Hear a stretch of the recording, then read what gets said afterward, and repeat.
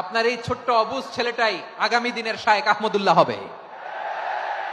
আপনার হেফজখানায় পড়া ওই ছোট্ট ছেলেটাই আগামী দিনের আল্লামা মামুনুল হক হবে। আপনার ওই ছেলেটা আমির হামজা হবে, আব্দুল হাই সাইফুল্লাহ হবে। এভাবে বড় বড় আলেম হবে, তারা যুগশ্রেষ্ঠ আলেম হবে। সেই একদিন এই বাংলাদেশের পার্লামেন্টে যে বক্তব্য দিয়ে যশোরের পক্ষে কথা বলবে। আপনি জানেন না, কাউকে ছোট করবেন না, আপনি ওর কনফিডেন্স আপনি কমাবেন না, আপনি কমাতে পারেন না। প্যান্ডেলে আমার যে মা বোনেরা আছেন, ছেলে মেয়েদেরকে কখনো ছোট করে কথা বলবেন না। ও যে কোথায় যাবে আপনি জানেন না, আপনি মা হয়ে তাকে সাহস দিবেন, তার কল্পনার জগৎটাকে সাজাতে তাকে উৎসাহিত করবেন, ঠিক কিনা বলেন? আর আমার প্যান্ডেলের আমার প্রিয় শ্রদ্ধাশীলা মায়েরা বোনেরা, আপনারা তো আরো দামি সম্পদ। বিশ্বনবী বলেন, আর দুনিয়া কুল্লুহা মাতা। আল্লাহ আল্লাহ আল্লাহ, বিশ্বনবীর কথার ওজন দেখেন। আর দুনিয়া কুল্লুহা মাতা ওয়া খায়রু মাতা'আদ দুনিয়াল মারআতুস সালিহা। বিশ্বনবী বলেন, দুনিয়ায় যা দেখো সব আল্লাহর দেওয়া অ্যাসেট, মানে সম্পদ। আর এত অ্যাসেটের ভিড়ে সবচেয়ে শ্রেষ্ঠ সম্পদ হচ্ছে নেককার নারী। সুবহানাল্লাহ। ভাইয়েরা, বোনের সাথে খারাপ আচরণ করো না, সন্তান মায়ের সাথে খারাপ আচরণ করো না। আমাদের মায়েরা আমাদের asset, they are our priceless asset. কারণ এই মায়েদের পেটে এসেছে আল্লাহর ওলিরা, এই মায়েদের পেটে এসেছে খান জাহান আলী, এই মায়ের পেটে এসেছে শাহজালাল ইয়ামানি, এই মায়ের পেটে এসেছে আল্লাহর সব নবীরা। নাকি নবীরা আকাশ থেকে ধপ করে জমিনে নেমে আসছে? মায়ের পেটে আসছে। এই মায়ের পেটগুলো খনি। আমার সম্মানিতা মায়েরা বোনেরা, নিজেকে ইসলাম দিয়ে সাজান, নিজেকে ইসলাম দিয়ে সাজান, নিজেকে পবিত্র রাখুন, নিজের আব্রু ঈমান ইজ্জতের হেফাজত করুন, কোরআন পড়ুন, সুন্নাহ পড়ুন। আপনি জানেন না আপনার গর্ভে কে আসছে, কোন ক্ষণজন্মা পুরুষকে আল্লাহ তাআলা আপনার গর্ভে পাঠাবে, আপনি জানেন না। মায়েরা, নিজেদেরকে পবিত্র রাখুন, ইসলাম চর্চা করুন, কোরআন চর্চা করুন, নৈতিকতা দিয়ে নিজেকে সাজান। যশোরের জেনজি, নিজেদেরকে প্রস্তুত রাখো আগামীর বাংলাদেশের জন্য। নৈতিকতা, মোরালিটি, ভ্যালিউজ দিয়ে নিজেকে সাজাও, ইসলাম দিয়ে নিজেকে সাজাও। কারণ আগামীর বাংলাদেশ ইসলামের বাংলাদেশ। বাংলাদেশের আসল পরিচয় ইসলাম। বাংলাদেশের আসল পরিচয় কি? সবাই বলে না। বাংলাদেশের আসল পরিচয় কি? এই ইসলাম নিয়ে আমরা সংসদ ভবন সাজাবো, রাজি আছি না নাই? শেকড় ভুলে যাওয়া যাবে না। আমরা ধাপে ধাপে শারিয়া আইনের দিকে যাব ইনশাআল্লাহ, কিন্তু জঙ্গিবাদ দিয়ে নয়, কট্টরপন্থা দিয়ে নয়। আমরা ইন্টেলেকচুয়ালি, গ্রাজুয়ালি, ধাপে ধাপে শারিয়া আইনের দিকে মুভ করবো ইনশাআল্লাহ। বলো লিল্লাহি তাকবীর। এদেশের আসল পরিচয় সবাই বলে না, আওয়াজ করে, এদেশের আসল পরিচয়। এদেশে আজান শুনে সূর্য ওঠে শহর গ্রামে, এদেশে আজান শুনে সূর্য ডোবে সন্ধ্যা নামে, এদেশে সকল কাজে সবাই বলে বিসমিল্লাহ, এদেশে ভালো কিছু দেখে শুনে হাসি মুখে সবাই বলে মাশা আল্লাহ। সুবহানাল্লাহ সুবহানাল্লাহ সুবহানাল্লাহ সুবহানাল্লাহ সুবহানাল্লাহ সুবহানাল্লাহ সুবহানাল্লাহ সুবহানাল্লাহ। ও নবীন তরুণ, তোমার কিসের এত ভয়? জেনে রেখো বাংলাদেশের আসল পরিচয়। বাংলাদেশের আসল পরিচয় ইসলাম। আওয়াজ তুলে বলো, আসল পরিচয় কি? এদেশে পরস্পরে দেখা হলে দেয় সালাম, এদেশে আমজনতার হৃদয় জুড়ে পাক্কালাম, ঠিক কি না? এদেশে বিপদ এলে সর্বজনে সর্বক্ষণে দোয়া পড়ে ইন্না লিল্লাহ সুবহানাল্লাহ সুবহানাল্লাহ সুবহানাল্লাহ সুবহানাল্লাহ। এদেশে আজান শুনে সূর্য ওঠে শহর গ্রামে, এদেশে আজান শুনে সূর্য ডোবে সন্ধ্যা নামে, এদেশে সকল কাজে সবাই বলে বিসমিল্লাহ, এদেশে ভালো কিছু দেখে শুনে হাসি মুখে সবাই বলে মাশা আল্লাহ। সুবহানাল্লাহ, আওয়াজ করে সুবহানাল্লাহ সুবহানাল্লাহ সুবহানাল্লাহ সুবহানাল্লাহ। সবাই একসাথে সুবহানাল্লাহ সুবহানাল্লাহ সুবহানাল্লাহ সুবহানাল্লাহ। এদেশের আসল পরিচয় কি? আওয়াজ করে বলতে ভয় লাগে। এদেশের আসল পরিচয় কি? ইসলাম দিয়ে আমাদের সংসদ ভবন চলুক, আমরা চাই কি চাই না? বঙ্গভবনে লা ইলাহা ইল্লাল্লাহর পতাকা উড়ুক, আমরা চাই কি চাই না? প্রতিটি জেলা অফিসে, ডিসি অফিসে লা ইলাহার পতাকা ঝুলুক, আমরা চাই কি চাই না? কারা কারা চাই হাত তুলে আল্লাহরে দেখায়।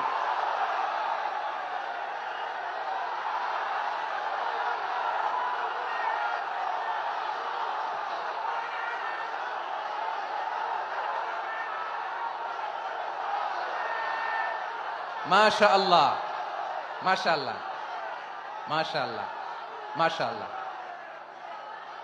যশোর, আওয়াজ করে বলো, ভালো মানুষ না খারাপ মানুষ? বুঝে বলছো তো?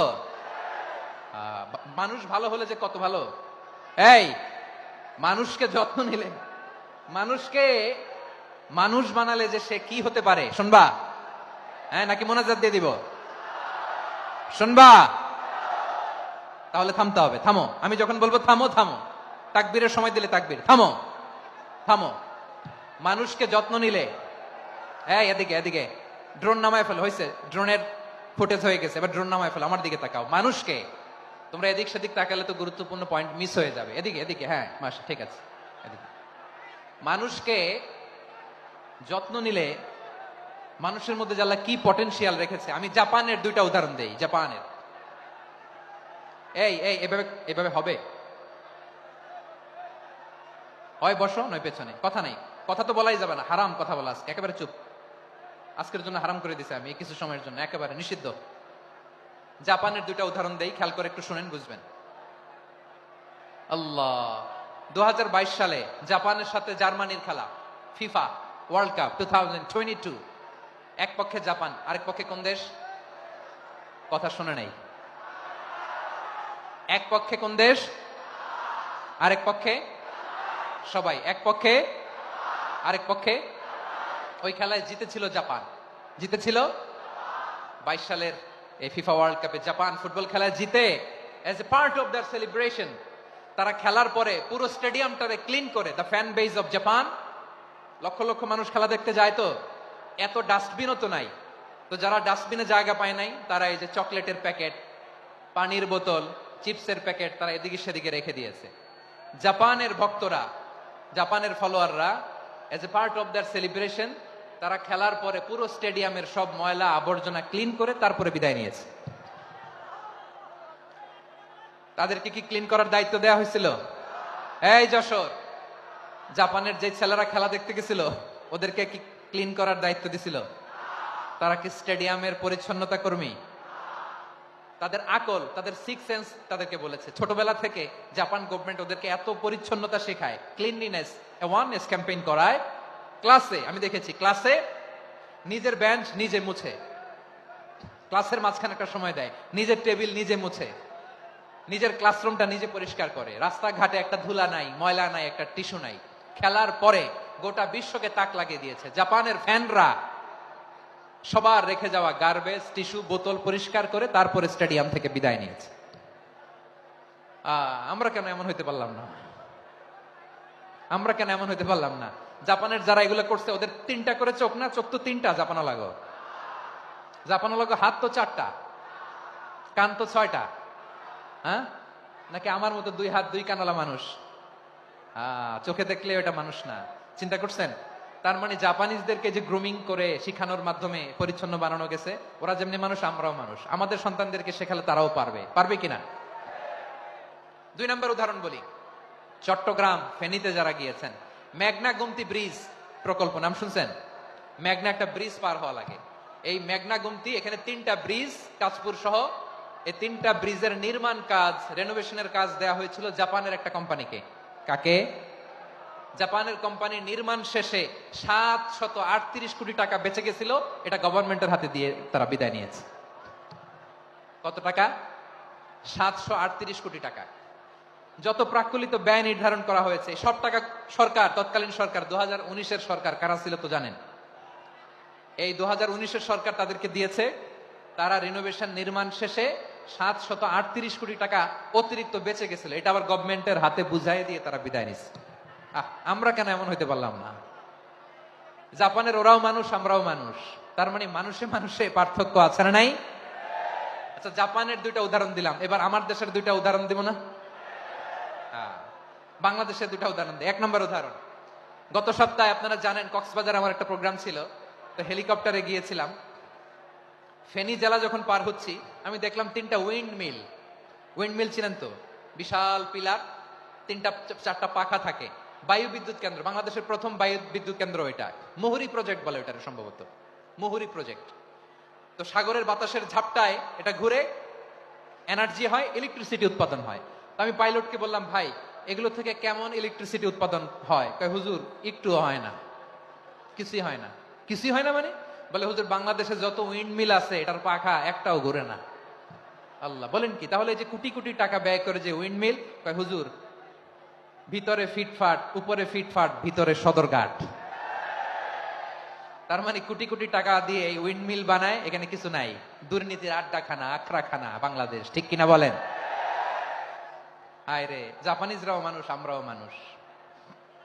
আমার এক নিকটাত্মীয় সরকারি চাকরিজীবী, উনি আমাকে বললেন, বাংলাদেশের আরেকটা উদাহরণ দেখি, উনি আমাকে বললেন যে প্রতি বছর আমাদের অফিসের ফার্নিচার চেঞ্জ করে। আমি বললাম প্রতি বছর ফার্নিচার চেঞ্জ করে কেন? বলে যে ফার্নিচার নতুন পারচেজ করলেই তো এখানে টাকা, নতুন কিনতে পারলেই টাকা, নতুন উন্নয়নের সবক শোনাতে পারলেই টাকা। প্রথম আলোর রিপোর্ট, কি আলো? প্রথম আলোর রিপোর্ট, গত 15 বছরে উন্নয়নের নামে লুটপাট হয়েছে প্রায় 3.25 লাখ কোটি টাকা। কার রিপোর্ট? আমাদের বানানো কথা, প্রথম আলোর রিপোর্ট।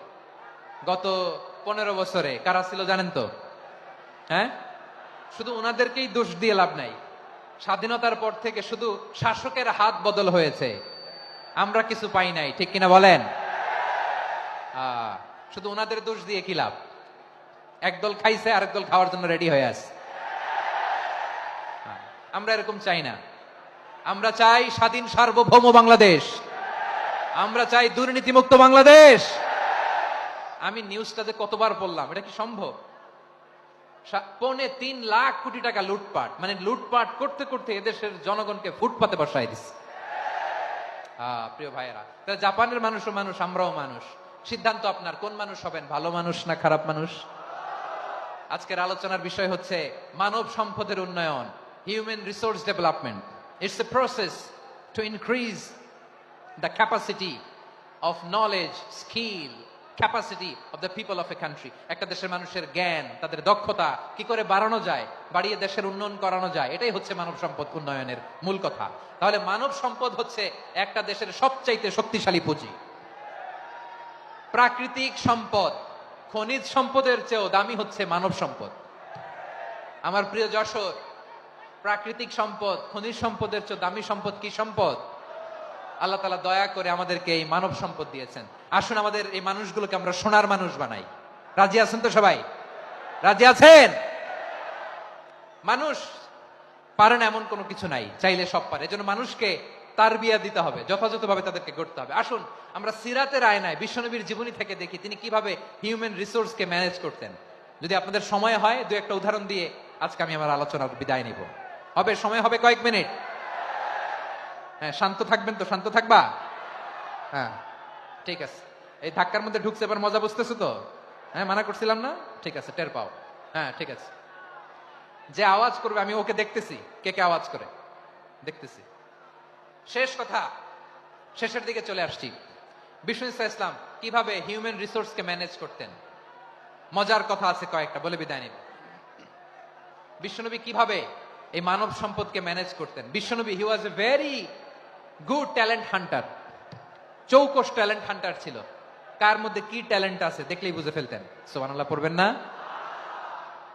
কি নবী আমরা পেয়েছি! He was a very good talent hunter. আমার নবী তিনি চৌকস ট্যালেন্ট হান্টার ছিলেন। কার মধ্যে কি প্রতিভা বের করতেন, ওই প্রতিভাকে ইসলামের কল্যাণে কাজে লাগাতেন। সুবহানাল্লাহ বলেন। যাকে যেই জায়গায় সেট করলে ভালো হবে তাকে ওই জায়গায় সেট করতেন। কয়েকজন সাহাবীর জীবনী শোনাই। আবু মাহজুরা রাদিয়াল্লাহু তাআলা আনহু, মক্কার মুয়াজ্জিন, আগে ছিল মুশরিক, পরে হয়েছে মুমিন। উনি কিভাবে মুমিন হইলেন এই ঘটনাটা একটু আপনাদের শোনাতে চাই। তো আপনাদের তো সময় নাই হাতে, হ্যাঁ সময় আছে? এই যে এই জেনজি, এই জেনজি শেষ করে দিল আজকের প্রোগ্রামটা। 1 ঘন্টা ধাক্কা ধাক্কি করে কেমনে দাঁড়ায় আছে আমি বুঝলাম না।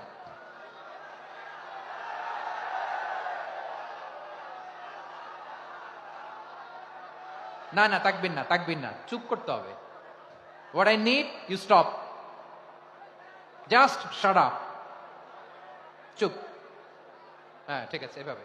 আবু মাহজুরা রাদিয়াল্লাহু তাআলা আনহু কিভাবে মুসলিম হলেন আওয়াজ করে শুনেন। হুনাইনের যুদ্ধ 8ম হিজরি, বিষ্ণু ইসলাম হুনাইনের যুদ্ধ শেষে ফিরতেছেন, পথিমধ্যে বেলাল রাদিয়াল্লাহু তাআলা আনহু। এই যে আবার কথা, আই রে আল্লাহ রে, এখানে ধাক্কা থাকি কেন? চলে যাও, পেছনে যাও, যাও পেছনে যাও। কি আজীব তামাশা, যেখানে যায় এখানে ধাক্কা ধাক্কি, মারামারি, গায়ের উপরে কাঁধের উপরে শাউটিং। অনেক গুরুত্বপূর্ণ কথা পয়েন্ট করে নিয়ে আসে যে বলবো, এই শাউট করার কারণে প্রোগ্রামটাই নষ্ট করে দেয়। আসছে আমার ভালোবাসা দেখাইতে, প্রোগ্রামটাই শেষ করে দিয়ে চলে যায়। স্টপ, আবার কথা বল, স্টপ। হুনাইনের যুদ্ধে 8ম হিজরি, কত হিজরি সবাই বলেন না একটু, কত হিজরি? 8ম হিজরিতে হুনাইনের যুদ্ধে রাসূল সাল্লাল্লাহু আলাইহি ওয়াসাল্লাম ফিরে আসতেছেন মদিনায়। পথিমধ্যে বেলাল রাদিয়াল্লাহু তাআলা আনহু আযান দিচ্ছেন। কি দিচ্ছেন? তো পাশে ছিল মুশরিকদের একটা পল্লী, কিছু মুশরিক তরুণ, কিছু অমুসলিম কিশোর, তারা আযানকে ব্যঙ্গ করতেছে। আমাদের বাংলায় মুখ ভেঙ্গানো বলে আর কি। বেলাল রাদিয়াল্লাহু তাআলা আনহু আযান দিচ্ছেন, ওই বাচ্চাগুলো মুশরিক, তো ওরা আযানকে ব্যঙ্গ করতেছে, বিকৃতি করে ওরাও আযান দিচ্ছে। উদ্দেশ্য হচ্ছে আযানকে নিয়ে ঠাট্টা করা। উদ্দেশ্য কি? ঠাট্টা করা। ব্যাপারটা মনে কষ্ট পাওয়ার মতো ব্যাপার না? কিন্তু বিশ্বনবী ওইখানে দেখেন কি খুঁজলেন। বিশ্বনবী খেয়াল করলেন অমুসলিম কিশোরদের মধ্য থেকে একটা কিশোরের গলাটা বড় দরাজ গলা, কণ্ঠটা বড় সুন্দর। খেয়াল করে দেখলেন যে কিছু কিশোর বেলালের আযানকে ব্যঙ্গ করে, বিকৃতি করে, কিন্তু একজনের কণ্ঠ দেখতে পাচ্ছেন না এত দূরে, কিন্তু কণ্ঠটা বড় সুন্দর, দরাজ গলা। বিশ্বনবী সাহাবীদেরকে বললেন, ধরো এগুলারে, ধরো। সবগুলারে ধরে বিশ্বনবীর সামনে আনা হলো। ওরা হাঁটু গেড়ে বসলো। বিশ্বনবী বললেন, তোমাদের মধ্যে কে যেন ব্যঙ্গ করে আযান দিচ্ছিল, তার গলাটা বড় উঁচু, গলার বেসটা বড় মজবুত, মেলোডিয়াস, সুমধুর কণ্ঠ, কে? আবু মাহজুরা বলে, আমার বন্ধুরা সবাই আমার দিকে আঙ্গুল দেখায়, আমি পড়ে গেছি বিপদে। রাসূল সাল্লাল্লাহু আলাইহি ওয়াসাল্লাম বাকি অমুসলিম তরুণদেরকে ছেড়ে দিলেন, বললেন তোমরা যাও। এবার আবু মাহজুরারে পাইছে। আবু মাহজুরার চুলের মধ্যে হাত দিলেন বিশ্বনবী, মাথায় হাত দিয়ে বললেন, এবার আযান দাও দেখি। আবু মাহজুরা বলে, আমি তো আযান দিতে জানি না, কারণ আমি তো বেলালেরটা শুইনা দিছি, আমার তো মুখস্থ নাই, আমি তো আযান দিতে জানি না। বিশ্বনবী বললেন, জানো না? তাহলে আসো আমি তোমারে শিখাই দেই। সুবহানাল্লাহ পড়ে। আবু মাহজুরা হাঁটু গেড়ে বসে, বিশ্বনবীর মোবারক হাত আবু মাহজুরার চুলের মধ্যে। বিশ্বনবী আযানের মুআল্লিম, আবু মাহজুরাকে বলতেছে, ঠিক আছে তোমারে শিখাই দিচ্ছি, আমি যা যা বলবো আমার সাথে সাথে বলো, পারবা? আবু মাহজুরা বলে, পারবো। বিশ্বনবী আযান দিচ্ছেন, মাথায় হাত দিয়ে, আল্লাহু আকবার, আল্লাহু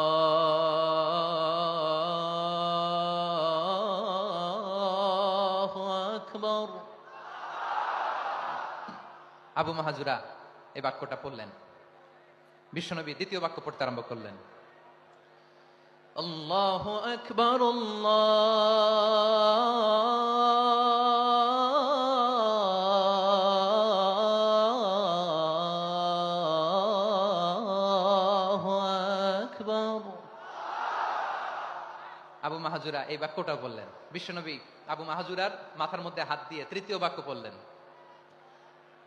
আশহাদু আল্লা ইলাহা ইল্লাল্লাহ।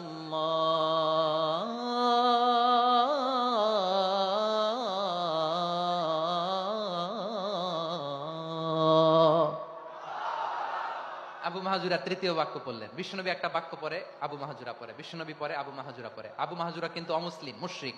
আবু মাহজুরা বলে, এক একটা বাক্য পড়ি আমার কলিজাটা গলে ঠান্ডা হয়ে যায়। এতদিন মোহাম্মদকে গালি দিতাম, এখন মোহাম্মদ আমার মাথায় যখন হাত রাখছে আমার সারা শরীর ঠান্ডা হয়ে গেছে।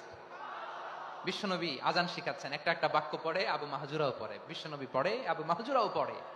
পুরো বাক্যগুলো যখন শেষ, আযান শেষ, আবু মাহজুরাও যখন পুরো আযান পড়লেন, আবু মাহজুরা বললেন, এতদিন মোহাম্মদের চেহারা দেখলে আমার ঘৃণা লাগতো, আজ থেকে মোহাম্মদের চেহারার চেয়ে প্রিয় চেহারা আমার কাছে নাই।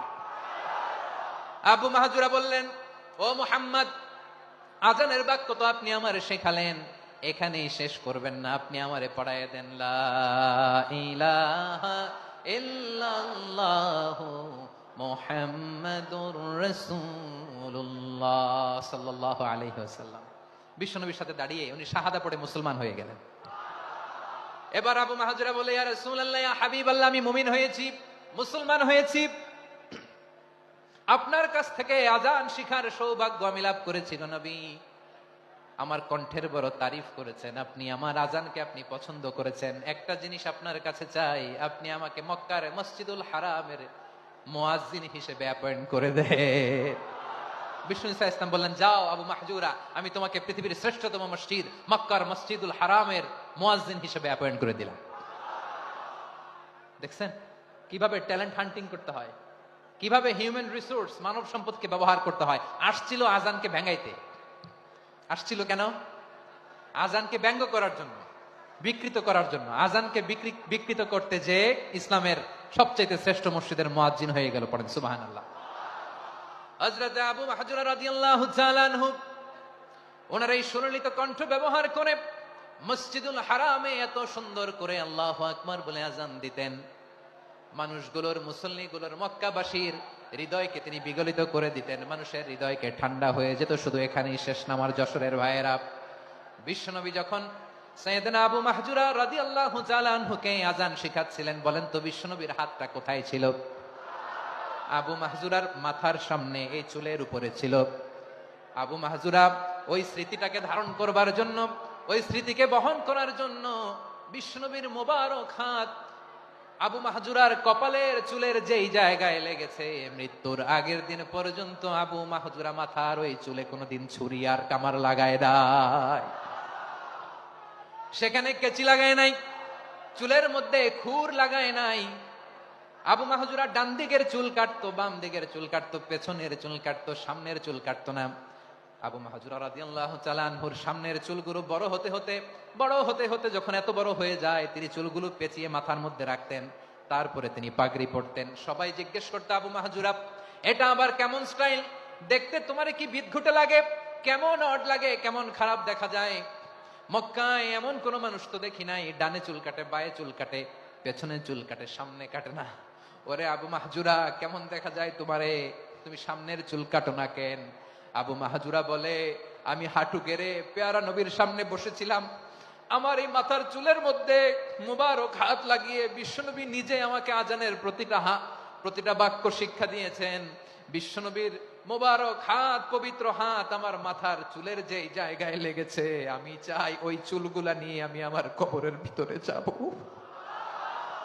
সাইয়েদনা আবু মাহজুরা রাদিয়াল্লাহু তাআলা আনহু ইন্তেকালের আগের পর্যন্ত মাথার সামনের চুলগুলা কাটে নাই। মাথার সামনের চুল তিনি কাটেন নাই। সুবহানাল্লাহ বিহামদি। কেমন ভালোবাসতেন বিশ্বনবী সাহাবীদেরকে, সাহাবারা কেমন ভালোবাসতেন বিশ্বনবীকে।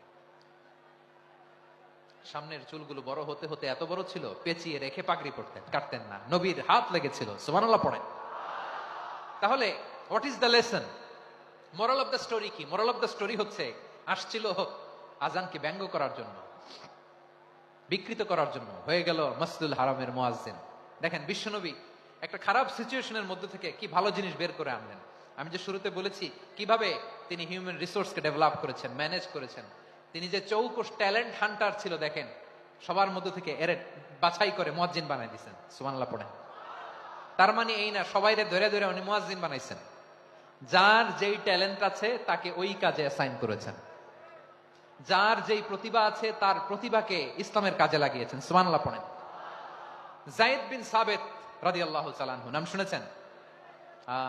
যশোর কথা বেরোয় না। যদি জিজ্ঞাসা সালমান খানের নাম শুনছেন, সবাই হাত তুলবে, জি হুজুর শুনছি, মানে সব দেখা শেষ।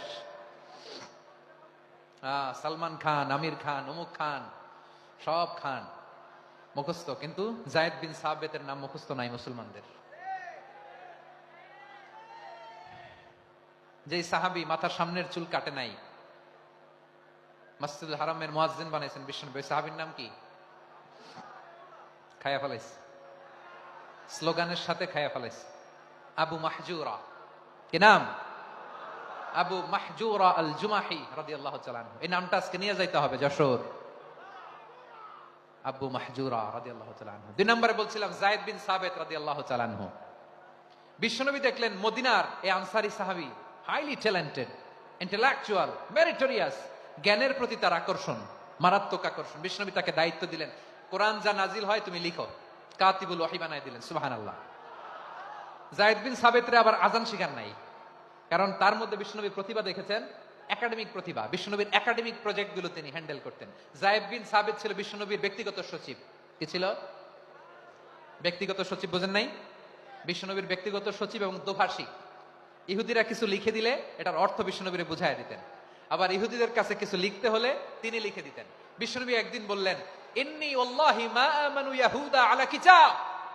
ইহুদিরা যে চিঠি পাঠায় অর্থ তো বুঝি না, আরেক ইহুদি আইনে অর্থ করা লাগে। আবার ইহুদিদের কাছে কিছু লিখে পাঠাইতে চাইলে আমরা তো লিখতে পারি না, ইহুদিরে দিয়ে লেখা লাগে। ওরা যে পয়রা শোনায় লিখে দেয়, আমি ওদের বিশ্বাস করি না।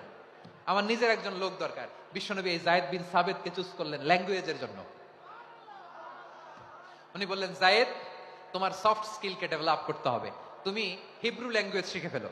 যায়েদ বিন সাবিত বলল, বিশ্বনবীর মোটিভেশন আর ইন্সপিরেশন পেয়ে আমি 15 দিনে ইহুদিদের এই হিব্রু ল্যাঙ্গুয়েজ শিখে ফেললাম। শুধু শিখে ফেললাম না, হাত্তা হাদিকতু, even I became master in the language. এই ভাষা আমি পারদর্শী হয়ে গেলাম। এরপরে ইহুদিরা চিঠি লিখে পাঠালে আর কোনো ইহুদি ডাকা লাগতো না, আমি নবীর এটার অর্থ শুনে পরে বুঝাইয়া দিতাম। আবার ইহুদিদের কাছে চিঠি লেখা লাগলে আমি যায়েদ বিন সাবিত চিঠি লিখে দিতাম। সুবহানাল্লাহ। দেখেন, এত সাহাবীর মধ্য থেকে বিশ্বনবীর একাডেমিক প্রজেক্ট, ব্যক্তিগত সচিব, দোভাষী হিসেবে তিনি যায়েদ বিন সাবিতের মতো তরুণকে নির্বাচিত করেছেন। কেমন ট্যালেন্ট হান্টার ছিল আমার নবী। সুবহানাল্লাহ পড়বেন না? বিশ্বনবীর ইন্তেকালের পরে সাইয়েদনা আবু বকর রাদিয়াল্লাহু তাআলা আনহু যখন খলিফা হয়ে আসলেন, কোরআনকে সংকলনের দায়িত্ব দেয়া লাগবে, কোন সাহাবীকে দিবেন? সব সাহাবারা মিলে পরামর্শ করলেন। সাইয়েদনা আবু বকর, ওমর সবাই মিলে এই বিশাল কোরআন সংকলনের গুরু দায়িত্ব বিশ্বনবীর ব্যক্তিগত সচিব, বিশ্বনবীর দোভাষী, বিশ্বনবীর সিলেক্ট করাই লোক যায়েদ ইবনে সাবিত রাদিয়াল্লাহু তাআলা আনহুকে দিয়েছে। কোরআনের কপি তো আজকে এখানে রাখে নাই। এই যে আজকের যে কোরআন পড়েন, এটা আগে এরকম ছিল না। কোরআন নাজিল হলে সাহাবারা ওটের চামড়ায় লিখে ফেলতো, ওটের চ্যাপ্টা হাড্ডির মধ্যে লিখে ফেলতো, গাছের গুড়ির মধ্যে লিখে ফেলতো। বিভিন্ন জনের কাছে ছড়ানো ছিটানো ছিল। আবু বকর রাদিয়াল্লাহু তাআলা আনহু একসাথে করলেন, পরবর্তীতে উসমান রাদিয়াল্লাহু তাআলা আনহু একসাথে করলেন 114 সূরার। এখন এই মুসহাফ, এই কম্পাইলেশন, এই কপি আমরা পেয়েছি, যার হিউজ কন্ট্রিবিউশন ছিল। এই পুরো কোরআন কম্পাইলেশনের প্রজেক্ট ম্যানেজার ছিল যায়েদ বিন সাবিত রাদিয়াল্লাহু তাআলা আনহু। কোরআন কম্পাইলেশনের প্রজেক্ট ম্যানেজার। দেখেন, উনারে মাথায় হাত দিয়ে আজান শিখায় নাই। সুবহানাল্লাহ কইবেন না? তাহলে প্রথম সাহাবী আবু মাহজুরাকে মুয়াজ্জিন বানাইলেন, যায়েদ বিন সাবিতকে ব্যক্তিগত সচিব আর দোভাষী বানালেন, মুসআব ইবনে উমাইর রাদিয়াল্লাহু তাআলা আনহুকে ইসলামের প্রথম অ্যাম্বাসেডর বানালেন। তাহলে তৃতীয় নাম্বার একজন সাহাবীর নাম বলছি, মুসআব ইবনে উমাইর। মুসআব, কি নাম? নামটা কেমন লাগে? এই কয়েকজনের ভাল লাগে, বাকিদের ভাল লাগে না? ভাল লাগে? এই এই আর কয়েকটা মিনিট দেওয়া যাবে না আমাকে আল্লাহর রাস্তে? হ্যাঁ, ঠিক আছে। আমি তোমাদেরকে ভালোবাসা দেখাবো, দোয়া করবো, যদি চুপ থাকো, একেবারে চুপ, কষ্ট সহ্য করো। বাকিরা যা সওয়াব পাবে তোমরা ডবল পাবা, যেহেতু কষ্ট বেশি, কিন্তু চুপ। 3 নাম্বার সাহাবীর নাম মুসআব। এই ধাক্কাধাক্কি কেন? ধাক্কাধাক্কি কেন রে ভাই? না না না, এরকম হইলে আসবো না যশোর, আমি আর আসবো না। হয় পিছনে চলে যাও, নাহলে চুপ, ধাক্কাধাক্কি নেই। 3 নাম্বার সাহাবীর নাম মুসআব। কি নাম? He was the first ambassador in Islam. ইসলামের প্রথম ডিপ্লোমাট, প্রথম কূটনৈতিক, ইসলামের প্রথম কূটনৈতিক, ইসলামের প্রথম ডিপ্লোমাট, প্রথম অ্যাম্বাসেডর মুসআব ইবনে উমাইর। মক্কার তরুণ যুবক, উনি পারফিউম লাগাইলে মানুষ দেখলেই বুঝতো এটা মুসআব লাগাইছে।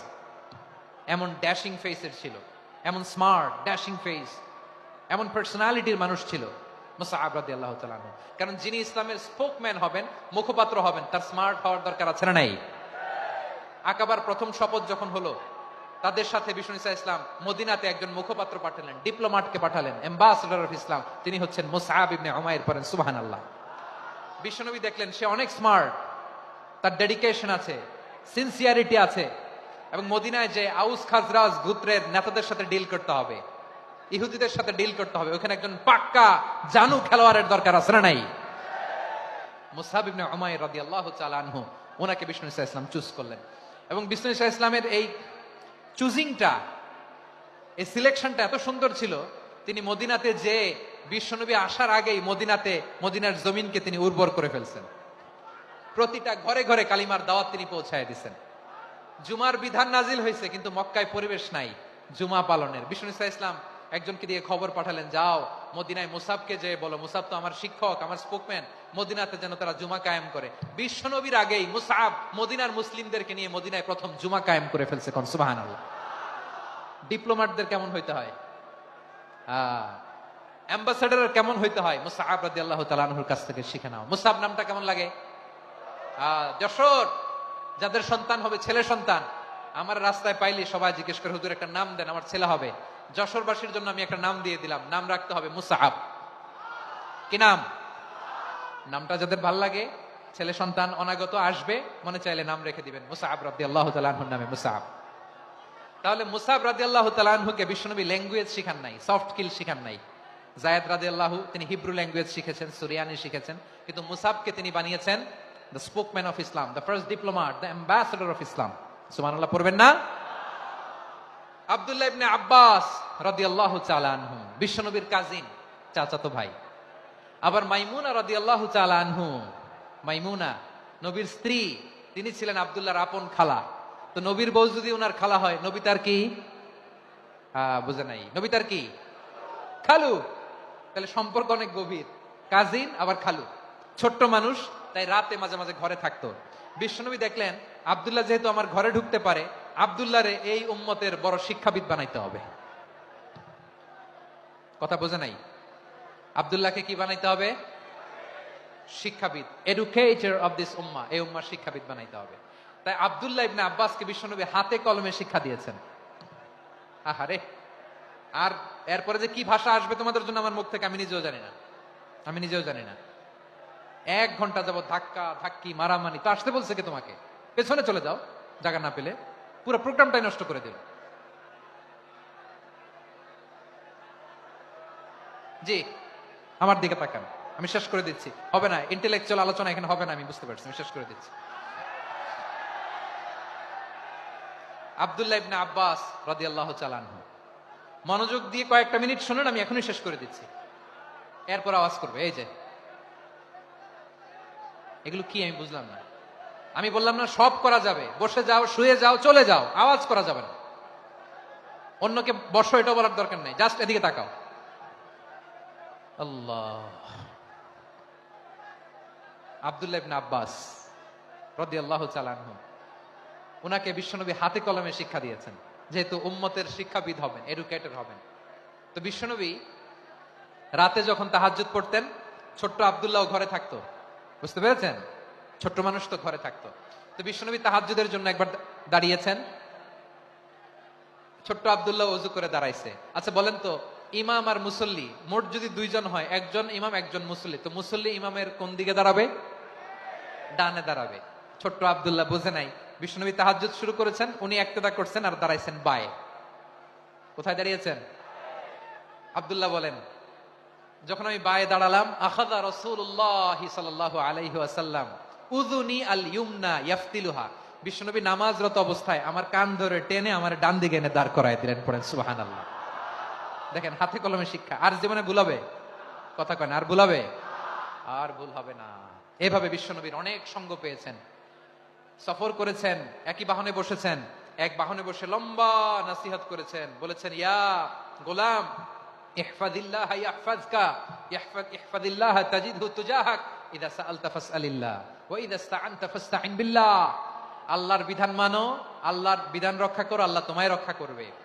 আব্দুল্লাহ, চাইতে হলে আল্লাহর কাছে চাও, সাহায্য চাইতে হলে আল্লাহর কাছে সাহায্য চাও। মনে রাখো, গোটা বিশ্বের সবাই যদি তোমার সাহায্য করতে চায়, ততটুকুই করতে পারবে যতটুকু আল্লাহ তোমার নসিবে রেখেছে। গোটা বিশ্ব যদি তোমার বিরুদ্ধে ষড়যন্ত্রে দাঁড়িয়ে যায়, ক্ষতি ততটুকু করতে পারবে যতটুকু তোমার জন্য বরাদ্দ আছে, এর বাইরে কিছু করতে পারবে না। আওয়াজ করে বলেন ঠিক কিনা? এভাবে হাতে কলমে শিখিয়েছেন, বিশ্বনবীর সঙ্গ পেয়েছেন। উনাকে বিষ্ণু ইসলাম শিক্ষাবিদ, এডুকেটেড অফ দিস উম্মাহ হিসেবে সিলেক্ট করেছেন, হাতে কলমে শিখিয়েছেন। বিশ্বনবী একবার প্রকৃতির ডাকে সাড়া দিয়ে এসেছেন। এখন কি করতে হবে? নামাজের জন্য অজু করতে হবে। বিশ্বনবী এসেই দেখেন অজুর বদনায় পানি ভরা, খুশি হয়ে গেলেন। বললেন কে রেখেছে পানি? একজন বলল আব্দুল্লাহ রেখেছে। বিশ্বনবী অত্যন্ত খুশি হলেন, খুশি হয়ে একটা দোয়া করলেন, বললেন আল্লাহুম্মা ফাক্কিহু ফিদ্দীন ওয়া আল্লিমহু তা'ওয়িল। আল্লাহ তুমি আব্দুল্লাহকে দ্বীনের বুঝ দিও আর কোরআনের তাফসীর শিক্ষা দিও। বিশ্বনবীর এই দোয়া এমন লাগছে উনি রাইসুল মুফাসসিরিন, এই পৃথিবীতে যত মুফাসসির ছিল, যত মুফাসসির আসবে, সকল মুফাসসিরের সম্রাট হিসেবে স্বীকৃত হয়েছেন আব্দুল্লাহ ইবনে আব্বাস। বিশ্বনবী ওনারে আজান শিখান নাই, বিশ্বনবী ওনারে ল্যাঙ্গুয়েজ শিখান নাই, বিশ্বনবী ওনারে অ্যাম্বাসেডর বানান নাই, হাতে কলমে শিক্ষা দিয়েছেন। ছোট্ট মানুষ, বিশ্বনবী ইন্তেকাল করলেন, আবু বকরের সময় গেল, ওমরে ফারুকের খেলাফত, তখনও তিনি তরুণ। ওমরে ফারুক রাদিয়াল্লাহু তাআলা আনহু ওনার ক্যাবিনেট মিনিস্ট্রির বৈঠকে এই আব্দুল্লাহ ইবনে আব্বাসকে পাশ দিয়ে বসায় রাখতেন। বয়স্ক সাহাবারা এটা পছন্দ করতো না, তারা বলতো ঘটনা কি, আব্দুল্লাহর মতো ছেলে নাতি আমাদের আছে, এরা কেন রাখে ওমরে ফারুক? ওমরে ফারুক এটা টের পেলেন, তিনি বুঝতে পারলেন যে ক্যাবিনেট মেম্বাররা এটা পছন্দ করে না, ছোট্ট আব্দুল্লাহরা কেন রাখি, কেন যে রাখি এটা একদিন বুঝাবো। একদিন মিটিং এ তিনি সবাইকে বললেন ইদা জাআ নাসরুল্লাহি ওয়াল ফাতহ। এই আয়াত দ্বারা উদ্দেশ্য কি বলেন তো মুরব্বী সাহাবীরা? এক সাহাবী বলেন এই সূরা দ্বারা উদ্দেশ্য, আল্লাহ বলেছেন আমাদেরকে বিভিন্ন ল্যান্ড, বিভিন্ন এলাকা বিজয় করতে হবে। ওমরে ফারুক বললেন না, হয়নি। আরেকজন বললেন বিজয় হওয়ার পর আমাদের বেশি বেশি আল্লাহর বরত্বের ঘোষণা দিতে হবে, এটা উদ্দেশ্য। ওমরে ফারুক বললেন না, হয় নাই। যারা জিজ্ঞেস করেন কেউ পারে না। সব শেষে বিশ্বনবী ছোট্ট আব্দুল্লাহরে বলেন আব্দুল্লাহ ইদা জাআ নাসরুল্লাহি ওয়াল ফাতহ, এর দ্বারা উদ্দেশ্য কি বলো তো? ছোট্ট আব্দুল্লাহ বলেন হুয়া আজালু রাসূলিল্লাহ। এই আয়াত দ্বারা বিশ্বনবীর বিদায়কে উদ্দেশ্য নেওয়া হয়েছে। ওমরে ফারুক বললেন হাযা হুয়া, এটাই তো সঠিক উত্তর, এটাই সঠিক তাফসীরে আয়াতের। কারণ ইদা জাআ নাসরুল্লাহি ওয়াল ফাতহ, যখন আল্লাহর সাহায্য আর বিজয় আসবে, ওয়া রাআইতান নাসা ইয়াদখুলুনা ফি দীনিল্লাহি আফওয়াজা, আপনি দেখবেন দলে দলে ঢলে ঢলে বানের পানির মতো মানুষ ইসলামের দিকে ঢুকতেছে, ইসলামের বিজয় হয়েছে। তো ইসলামের বিজয়ের মিশন নিয়ে নবী আসছে, বিজয়ী যখন হয়ে গেছে এখন তো নবীর বিদায় হবে। জোরে বলেন ঠিক কিনা? কোন সাহাবী এই সূক্ষ্ম কথাটা ধরতে পারে নাই, ওই আব্দুল্লাহ ছাড়া। আব্দুল্লাহ যখন উত্তর দিছে সব সাহাবীদের টনক নড়েছে। এরপর থেকে কোন ক্যাবিনেট মিটিং এ আর কোন সাহাবারা কোনো প্রশ্ন করে নাই, আওয়াজ করে পড়েন সুবহানাল্লাহ। বিশ্বনবী আব্দুল্লাহ ইবনে আব্বাসকে দ্য এডুকেটর অফ দ্য উম্মাহ, উম্মার শিক্ষাবিদ হিসেবে গ্রহণ করেছেন। আওয়াজ করে পড়তে হবে আল্লাহু আকবার। সাহাবীদের নামগুলো মনে থাকবে? এক নম্বরে আবু মাহজুরা, মুয়াজ্জিন বানাইছেন। যায়েদ ইবনে সাবিত, দোভাষী, ট্রান্সলেটর অফ প্রফেট, এবং তিনি ছিলেন বিশ্বনবীর ব্যক্তিগত সচিব। মুসআব ইবনে উমাইর, the first ambassador and diplomat of Islam. আব্দুল্লাহ ইবনে আব্বাস, এই উম্মার সবচেয়ে বড় এডুকেটর, শিক্ষাবিদ। আরেকজন ছিল আব্দুল্লাহ ইবনে মাসউদ রাদিয়াল্লাহু তাআলা। দুই আব্দুল্লাহ, আব্বাস গেল, আরেকজন হচ্ছে মাসউদ। মক্কার তরুণ, ছাগল পালতো মুশরিকের। বিশ্বনবী আর আবু বকর রাদিয়াল্লাহু তাআলা আনহু একবার গেলেন, যে দেখে এই তরুণ দাঁড়ায় আছে। বিশ্বনবী বলেন আমি খুব ক্ষুধার্ত, তোমার কাছে কি দুধ আছে ছাগলের? আব্দুল্লাহ ইবনে মাসউদ বলে আছে। ওয়ালাকিন আনা মু'তামান, কিন্তু যে দুধ আছে এটা আমানতের, আমি দিতে পারবো না। বিশ্বনবী এইটা শুনেই তারা টার্গেট করে ফেলছে। আনা মু'তামান, দুধ আছে কিন্তু এটা আমার মালিকের, আমি তো দরদ দেখাই, আমার মালিকের দুধ আপনি পথিক, আপনারা দিতে পারি না। বিশ্বনবী টার্গেট করে ফেলছেন, এরে আমার কাজে লাগাইতে হবে। বিশ্বনবী বলেন আচ্ছা ঠিক আছে দুধ দিও না, কিন্তু এমন ছাগি আছে কিনা যেই ছাগির সাথে কোনো ছাগলের মিলন হয় নাই, তার ওলানে দুধও আসে নাই, বাচ্চাও নাই, এরকম ছাগির থেকে যদি আমি দুধ খাই তাহলে তো সমস্যা নাই। বলতেছে এরকম ছাগির থেকে দুধ খাইলে সমস্যা নাই, কারণ এরকম ছাগির ওলান থেকে দুধ আসবেও না। বলতেছে ঠিক আছে এরকম একটা ছাগি নিয়ে আসো। নিয়ে আসা হলো। বিশ্বনবী বিসমিল্লাহ বলে ওই ছাগির ওলানে হাত দিলেন। হাত দিতে দেরি, পুরো ওলানটা দুধে ভরে যেতে দেরি হয় না। বিশ্বনবী আর আবু বকর রাদিয়াল্লাহু তাআলা আনহু দহন করে পেট ভরে খেলেন। এই দৃশ্য আব্দুল্লাহ ইবনে মাসউদের হৃদয়ে দাগ কাটলো। এই মুজিজা দেখে তিনি বললেন আশহাদু আল্লা ইলাহা ইল্লাল্লাহ ওয়া আশহাদু আন্না মুহাম্মাদুর রাসূলুল্লাহ। তিনি ষষ্ঠ মুসলিম ছিলেন, 6 নম্বর মুসলমান। ওনাকে টার্গেট করে বিশ্বনবী দেখলেন এমন ইন্টেলেকচুয়াল ব্রেন, উনি সূক্ষ্ম সূক্ষ্ম জিনিস বুঝে বেশি, ফিকহি জ্ঞান ওনার মধ্যে বেশি। বিশ্বনবী ওনাকে কোরআনের জ্ঞান শিক্ষা দিতে লাগলেন। উনি বিশ্বনবী সবার কাছে কোরআন শোনায়, কিন্তু বিশ্বনবী নিজে আব্দুল্লাহ ইবনে মাসউদের কাছ থেকে কোরআন শুনতো। বিশ্বনবী একবার বললেন ইকরা আলাইয়া ইয়া মাসউদ, ইবনে মাসউদ একবার শোনাও তো কোরআন দেখি। আব্দুল্লাহ ইবনে মাসউদ বলে আকরাউ আলাইকা ওয়া আলাইকা উনজিল, নবী আপনার উপর কোরআন নাজিল হয় আর আমি আপনার সামনে কোরআন পড়বো? বিশ্বনবী বললেন, ইন্নী উহিব্বু আন আসমাআহু মিন গায়রি, আমি নিজে পড়তে যেমনি ভালোবাসি অন্যে পড়ুক আমি শুনবো, এটাও আমি ভালোবাসি। সূরা নিসা তিনি তেলাওয়াত করে শুনিয়েছেন। এমন সূক্ষ্ম সূক্ষ্ম বিষয় বিশ্বনবী উনাকে ধরিয়ে দিয়েছেন। উনি হয়ে গিয়েছেন আব্দুল্লাহ ইবনে আব্বাস, হয়েছেন রাইসুল মুফাসসিরিন, ওই হয়ে গিয়েছেন ফাকিহুল উম্মাহ। ওনার চাইতে বড় ফকি এই পৃথিবী আর দেখবে না। চিল্লায় বলেন সুবহানাল্লাহ। উনি বলতেন, ওয়াল্লাহি ওয়াল্লাহি ইল্লাযী লা ইলাহা গায়রু মা উনজিলাত সূরাতুন ইল্লা ওয়া আনা আ'লামু আইনা উনজিলাত ওয়া ফীমা উনজিলাত। বিশ্বনবী এমন ভাবে কোরআনের দার্স আমাকে দিয়েছেন, কোরআনে যত সূরা নাজিল হয়েছে, যেখানে নাজিল হোক না কেন আমি জানি এটা কোথায় নাজিল হয়েছে এবং কোন প্রেক্ষাপটে নাজিল হয়েছে।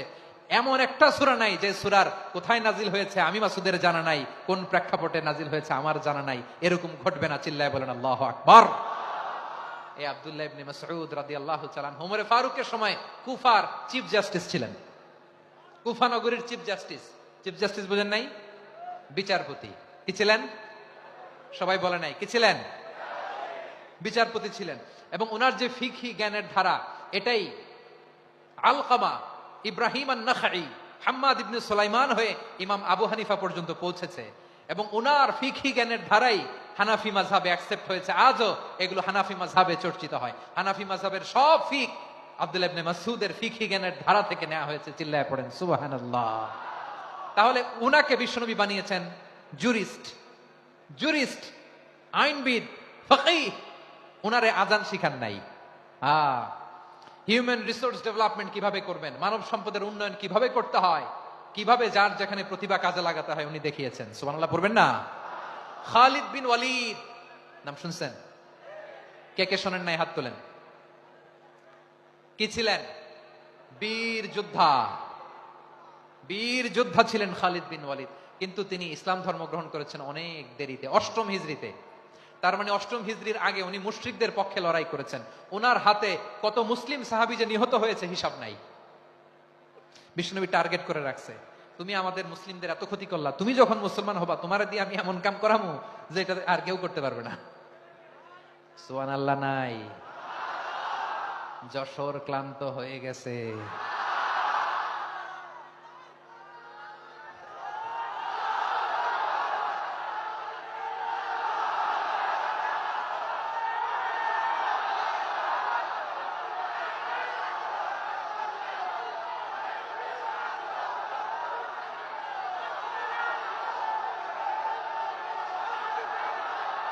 মাশাআল্লাহ। বসুন। খালিদ বিন ওয়ালিদ রাদিয়াল্লাহু তাআলা আনহু 8ম হিজরিতে মুসলিম হয়েছেন, মক্কা বিজয়ের আগে। তো মক্কা বিজয়ের আগে যখন মুসলিম হয়েছেন, এর আগে কি করছেন? কাফিরদের সাথে যুদ্ধ করেছেন। উনি উহুদের যুদ্ধে মুসলমানদের যে পরাজয় ভাব, কঠিন পরিস্থিতির মুখোমুখি উনার কারণে পিছন থেকে এমন আতর্কিত আক্রমণ করেছেন, মুসলমানদেরকে কচুকাটা করেছেন। 8ম হিজরিতে আল্লাহ তাআলা হেদায়েতের নূর দিয়ে ওনার হৃদয়টাকে উজালা করে দিলেন। লা ইলাহা এটা এমন বাণী যার হৃদয়ে একবার টাচ খাবে, এইটা থেকে সে আর পালিয়ে বেড়াতে পারে। ঝিনুকের ভেতর লুকিয়ে থাকে যেমন মতি, ঝিনুকের ভেতর লুকিয়ে থাকে যেমন মতি, কলমা শাহাদাতে আছে আল্লাহর জ্যোতি, কলমা শাহাদাতে আছে আল্লাহর জ্যোতি। ঠিক কিনা বলেন? মক্কা বিজয়ের আগে মুসলিম হলেন, হওয়ার পরেই বিশ্বনবীর টার্গেট ফুলফিল হলো। ওই যে টার্গেট করে রেখেছেন আর দোয়া করেছেন, খালিদ বিন ওয়ালিদ যদি মুসলিম হয় তাকে আমি মিলিটারি চিফ বানাবো। ওনাকে আজান শিখান নাই, ওনারে কান ধইরা নামাজের এই মাথা থেকে ওই মাথা আনান নাই, ফিকহি কোরআনের সূক্ষ্ম তাফসীর ওনারে শিখান নাই, অ্যাম্বাসেডর বানান নাই। বিষ্ণু ইসলাম উনাকে সামরিক অভিযানে প্রেরণ করেছেন। সামরিক অভিযানে তিনি প্রেরণ করেছেন। উনার জীবদ্দশায় উনার নেতৃত্বে যতগুলো যুদ্ধ হয়েছে, একটা যুদ্ধেও তিনি পরাজয় বরণ করেন নাই। ওমর ফারুকের সময়কালে তিনি চিফ অফ মুসলিম মিলিটারি, মানে মুসলিম সেনাপতি হয়েছেন। যশোর আওয়াজ করো, ঠিক কিনা বলো? সেনাপতি, মুসলিম সেনাপতি। তাহলে কিভাবে হিউম্যান রিসোর্স ব্যবহার করতে হয় গোটা বিশ্ব আমার নবীর কাছ থেকে শিখে না। খালিদ বিন ওয়ালিদ, ওনাকে বিশ্বনবী একটা উপাধি দিয়েছেন। উপাধিটা হচ্ছে সাইফুল্লাহিল মাসলুল, আল্লাহর নাঙ্গা তরবারি, আল্লাহর খোলা তরবারি, দ্য ওপেন সোর্ড অফ আল্লাহ। খালিদ বিন ওয়ালিদ, মুসলিম সেনাপতি। হাসান বিন সাবেত নাম শুনছেন? দেখি উনি কি ছিল বলেন। রাসূলের সভা কবি, কালচারাল হিজিমনিকে ডিফিট করার জন্য উনি ভালো অস্ত্র চালানো জানতেন না, ওই কাজে উনি যেতেন না। ওনার ছিল কাব্য প্রতিভা। কাব্য প্রতিভা, কাফিররা কবিতা দিয়ে নবীকে গালি দিত। বিশ্বনবী বলতেন, ইয়া হাসান আজিব আন রাসূলিল্লাহ, তুমি নবীর হয়ে কাফেরদের এই কথাগুলোর জবাব দাও।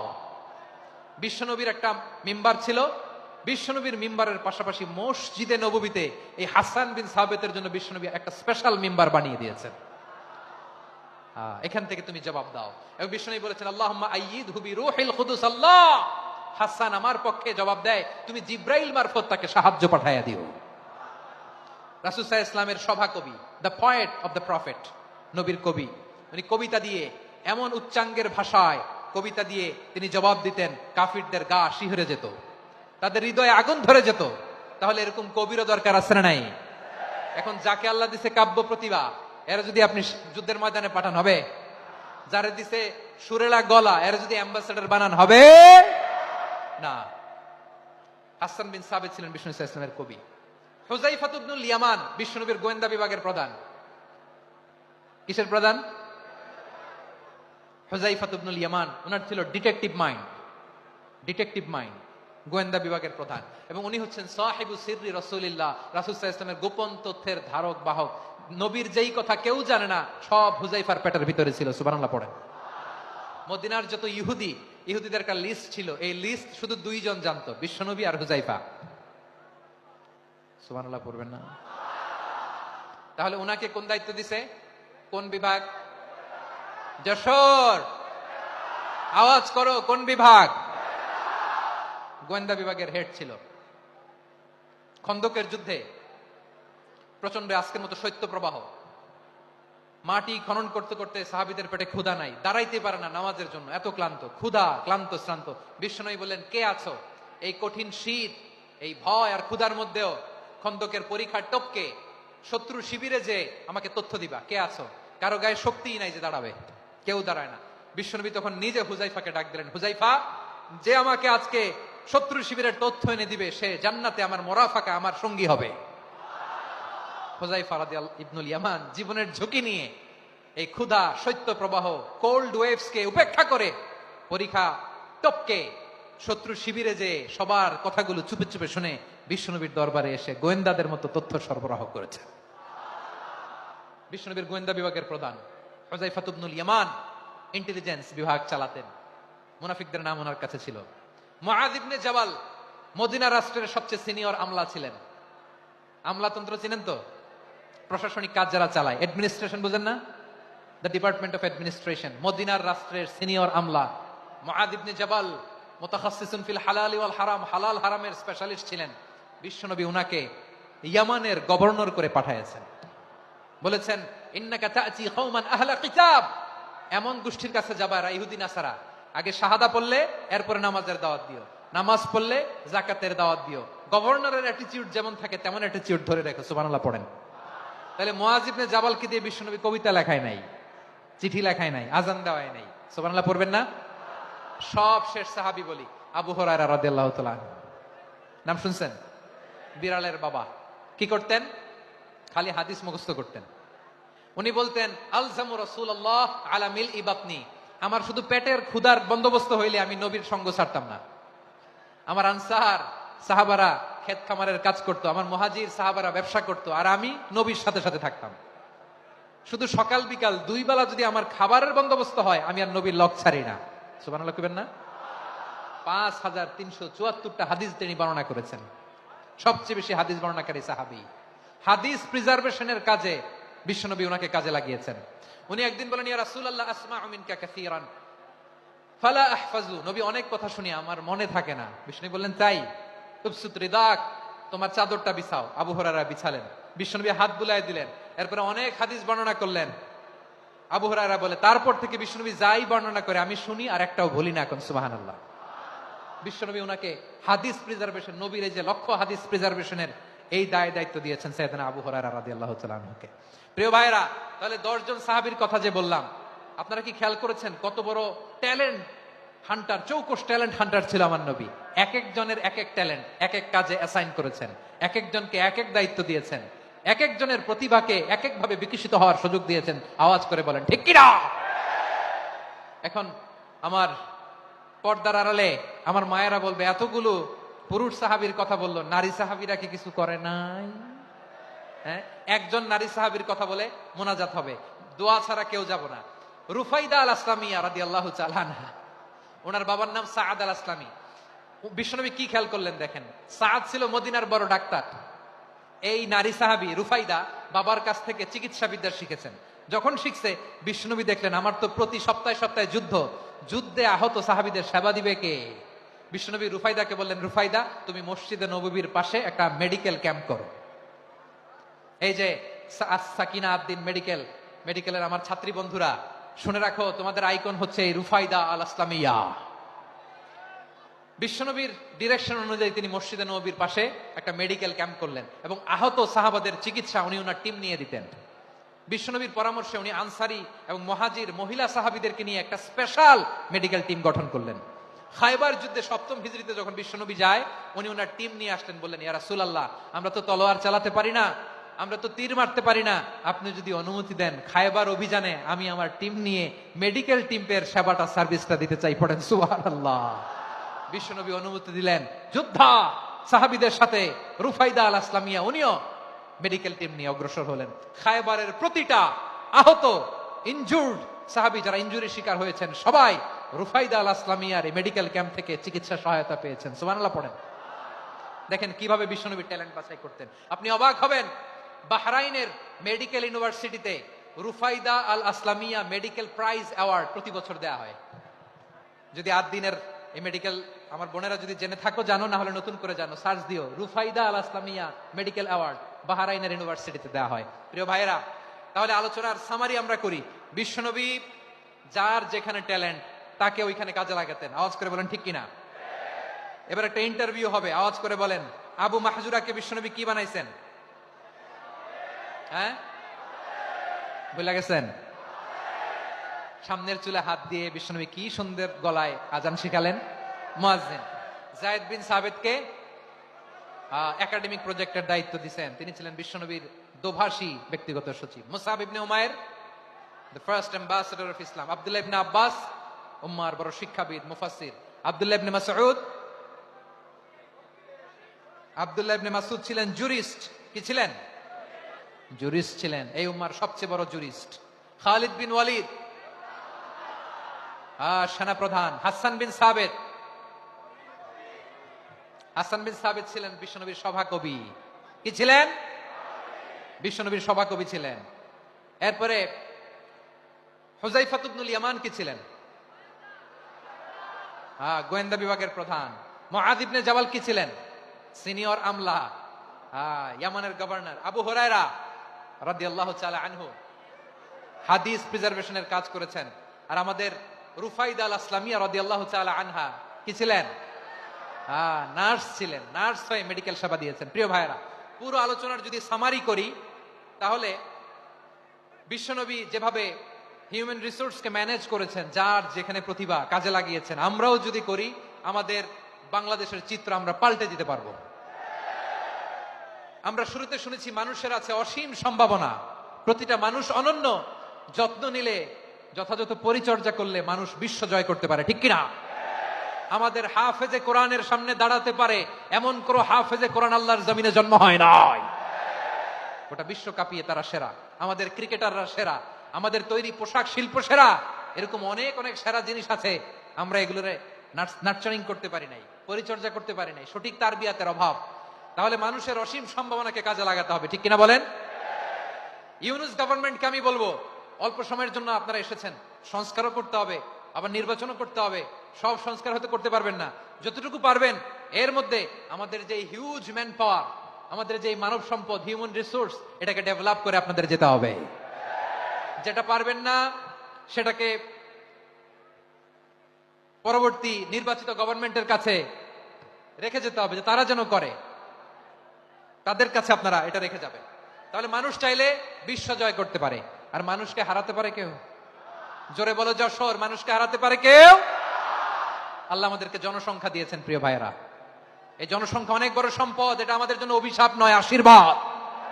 আমাদের জনসংখ্যাকে যদি আমরা জনশক্তিতে রূপান্তর করতে পারি, আজকে বাংলাদেশ যে অবস্থানে দাঁড়িয়ে আছে, বাংলাদেশ তার 20 গুণ উন্নতির শিখরে চলে যাবে। চিল্লায় বলো ঠিক কিনা? আমাদের শ্রমিক ভাইয়েরা বাইরে কাজ করে, আমাদের শ্রমজীবী ভাইয়েরা, প্রবাসীরা, তাদের ব্যাপারে গুরুত্ব দিতে হবে। আমাদের শ্রমের দাম সবচেয়ে কম, সবচেয়ে কম। তারা এম্বাসিতে গুরুত্ব পায় না, এয়ারপোর্টে গুরুত্ব পায় না। এই সরকার অবশ্য তাদেরকে অনেক গুরুত্ব দিচ্ছে। আমাদের অদক্ষ শ্রমিককে যখন আমরা দুবাই পাঠাই, অল্প বেতন পায়, কিন্তু ইন্ডিয়ানরা দক্ষ শ্রমিক পাঠাইলে তার 3 গুণ বেতন পায়। আমরা আমাদের শ্রমিকদেরকে অদক্ষ ভাবে আর পাঠাতে চাই না, দক্ষ শ্রমিক পাঠিয়ে আমরা রেমিটেন্সের বন্যা বইয়ে দেব। আমাদের শ্রমিকদের পাঠানো রেমিটেন্সের টাকায় সচল থাকে আমার দেশের অর্থনীতির চাকা। তাদেরকে সবচেয়ে গুরুত্ব দিতে হবে। আমরা পেয়েছি ফ্রিডম ফাইটার, মুক্তিযোদ্ধা, আর আমার প্রবাসী ভাইরা হচ্ছে রেমিটেন্স ফাইটার। জোরে বলো ঠিক কিনা? তাহলে আমাদের এই জনশক্তিকে জনসম্পদে ট্রান্সফর্ম করতে হবে, ঠিক কিনা বলেন? সরকার জনগণকে এভাবে পলিশ করতে হবে।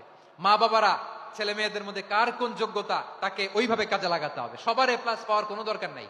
আমাদের দেশে একটা টেন্ডেন্সি আছে, পরীক্ষায় এ প্লাস না পাইলে তুই কি করলি, পাশের বাড়ির ছেলে এ প্লাস পাইছে, যা ওর পা ধোয়া পানি খা। কি খা?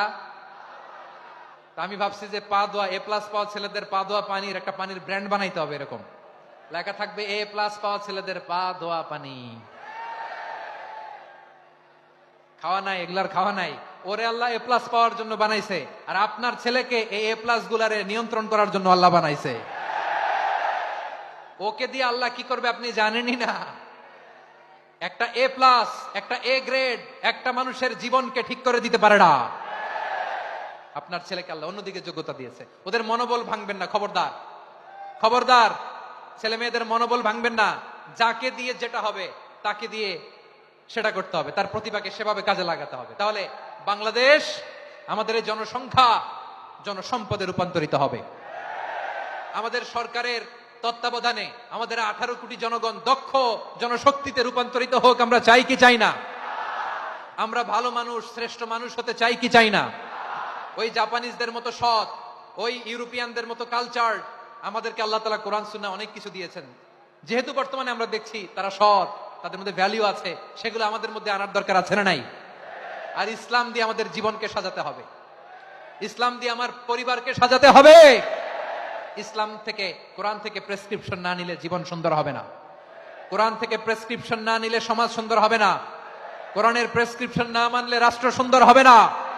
কোরআনের প্রেসক্রিপশন অ্যাপ্লাই না করলে শুধু দুর্নীতি দমন কমিশন দিয়ে দুর্নীতি বন্ধ করা যাবে না। এজন্য কোরআনের আইন আমরা চাই কি চাই না?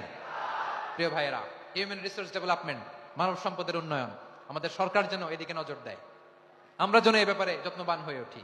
যাকে আল্লাহ যে যোগ্যতা দিয়েছে, এই যোগ্যতা দিয়ে আমরা যেন ইসলামের জন্য, দেশের জন্য কাজ করি। আমরা যেন আমাদের স্কিল ডেভেলপ করি, আমাদের পটেনশিয়ালকে ডেভেলপ করি। মোরালিটি, ভ্যালিউজ নিয়ে শাইখ আহমদুল্লাহ আলোচনা করেছেন, এগুলো দিয়ে যেন আমরা আমাদেরকে সাজাই। আল্লাহ তাআলা আমাদের দেশকে তুমি নিরাপদ করো, আমরা পড়ি আমিন। আল্লাহ আমার 18 কোটি জনগণকে তুমি জনশক্তিতে রূপান্তরিত করো, আমিন। আল্লাহ আমরা হাতে হাত রেখে, কাঁধে কাঁধ মিলিয়ে ভাই ভাইয়ে যেন এই দেশকে গড়তে পারি, আল্লাহ তুমি তৌফিক দান করো, আমরা পড়ি আমিন। আমার প্রিয় মহিউদ্দিন ভাই বলেছেন, হুজুর এমন একটা ঘোষণাপত্র দিয়ে যাবেন আজকের এই ঐতিহাসিক যশোরের প্রোগ্রামে, যেটা গোটা বাংলাদেশে মানুষ এটার উপর আমল করে। আমি যে কথাটা বলেছি এটাই, আসুন আমরা আমাদের জনসংখ্যাকে জনসম্পদে ট্রান্সফর্ম করি। আমাদের জনসংখ্যাকে আমরা যেন জনশক্তিতে রূপান্তরিত করি। জনসংখ্যাকে ট্রান্সফর্ম করে জনশক্তি দিয়ে আমরা যেন আগামীর বাংলাদেশ, স্বাধীন বাংলাদেশ 2.0 কে গড়ে তুলি। আল্লাহ তাআলা আমাদের সবাইকে কথাগুলো বোঝার, আমল করার তৌফিক দান করুন। এই জেনজি, ক্ষমা করে দিও আমাকে, অনেক ধমক দিছি, বকা দিছি। আল্লাহ তোমাদেরকে করুক, কবুল করুক, যশোরবাসীকে কবুল করুক, আদ দিনকে কবুল করুক, এই মেডিকেল কলেজকে কবুল করুক, ইসলামের জন্য বাদ ভাঙা এই জোয়ার এবং উচ্ছ্বাসকে আল্লাহ তাআলা কবুল করুক। হাযা মা ইনদি ওয়াল ইলমু ইনদাল্লাহ আলাইহি তাওয়াক্কালতু ওয়া ইলাইহি উনীব। সুবহানাকাল্লাহুম্মা ওয়া বিহামদিকা আশহাদু আল্লা ইলাহা ইল্লা আনতা আস্তাগফিরুকা।